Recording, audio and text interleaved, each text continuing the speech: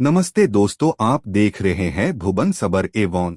तो दोस्तों, भारत को मिला है कच्चे तेल का भंडार जो भारत को बना सकता है माला माल और दुबई सऊदी अरब जैसे बन सकता है भारत। तो दोस्तों, हाल ही में भारत की पेट्रोलियम और प्राकृतिक गैस मंत्री श्री हरदीप सिंह पुरी ने कुछ ऐसा बयान दिया, सोशल मीडिया में भारत की तकदीर बदल सकती है। तो हरदीप सिंह पुरी बताया कि अंडमान निकोबार समुद्र में एक ऐसा कच्चे तेल का भंडार मिला है, गयाना जैसी विशाल तेल का भंडार है। तो भारत तेल के लिए विदेशों पर निर्भर करता है, रूस, ईरान, दुबई जैसे देशों बहु मात्रा में तेल खरीदता है और इतनी इंपोर्ट के लिए भारत को भी बहुत कीमत चुकानी पड़ती है। जहां अमेरिका भारत को रूस से कच्चे तेल खरीदने में पाबंदी लगा देता है, फिर भारत अपनी कूटनीति और रणनीति चलते रूस से कच्चे तेल को खरीदता है। दोस्तों, भारत कच्चे तेल के लिए एक तरह दर दर भटकना पड़ता था। अब भारत को किसी भी देश से कच्चे तेल के लिए निर्भर नहीं रहना पड़ेगा और भारत ने अंडमान सागर में ऐसा कच्चे तेल का भंडार खोजा है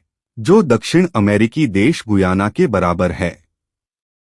यह खोज भारत को $20 ट्रिलियन की इकोनॉमी बना सकती। दोस्तों, एक छोटा सा देश गयाना दक्षिण अमेरिका के उत्तर में, उसमें 11 अरब तेल का भंडार मिला था। तो भारत की अंडमान निकोबार समुद्र कितना होगा, सोचना ये होगा। भारत को अब खुद ऊर्जा का स्रोत मिला है जो देश की इंफ्रास्ट्रक्चर जैसे पेट्रोलियम पदार्थों से चलते हैं, उसे और ऊर्जा मिलेगा और खर्चा भी कम होगा। इसलिए भारत की इकोनॉमी को बूस्ट मिलेगा। हमारे अंडमान और निकोबार द्वीप समूह की समुद्री जमीन में करीब 5.25 लाख वर्ग किलोमीटर का सेडिमेंट्री बेसिन है, जिसमें से 2.7 लाख वर्ग किमी डीप वाटर जोन है और अब वहीं से ऊर्जा का खजाना बाहर आ रहा है।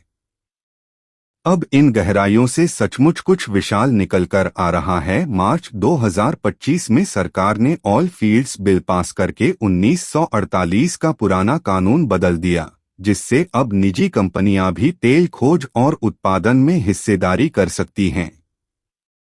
दोस्तों, इसलिए हमारे देश में ओएनजीसी खोज पर फोकस किया और देखते देखते एक साल में 541 कुएं खोदे और अब खोज अंडमान की गहराइयों तक पहुंच गई है। अंडमान और निकोबार द्वीप समूह करीब 40% समुद्री व्यापार और 90% टूरिज्म चलती है। अगर अंडमान और निकोबार में तेल मिला है, अंडमान और भारत को बहुत तेजी ग्रोथ देखने को मिलेगा। फिर पाइपलाइनों, एलएनजी टर्मिनलों और रिफाइनरियों के जरिए भारत न केवल आत्मनिर्भर बनेगा बल्कि पूरे साउथ ईस्ट एशिया को ऊर्जा सप्लाई कर सकता है। और अगर तेल है तो गैस भी हो सकती है। और अगर गैस मिली तो भारत की बिजली की लागत गिर सकती है, कोयले की निर्भरता कम हो सकती है और आम आदमी का बिजली बिल सस्ता हो सकता है। सोचिए, जब अंडमान के तेल और गैस पर भारत का नियंत्रण होगा तो भारत सिर्फ एक ऊर्जा उपभोक्ता नहीं बल्कि एक ऊर्जा निर्यातक महाशक्ति बन जाएगा।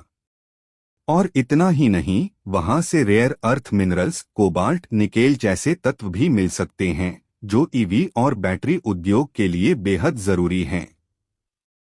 यानी यह खोज सिर्फ एक तेल कुआं नहीं बल्कि भारत के भविष्य की ऊर्जा, तकनीक और कूटनीति का दरवाजा खोलती है।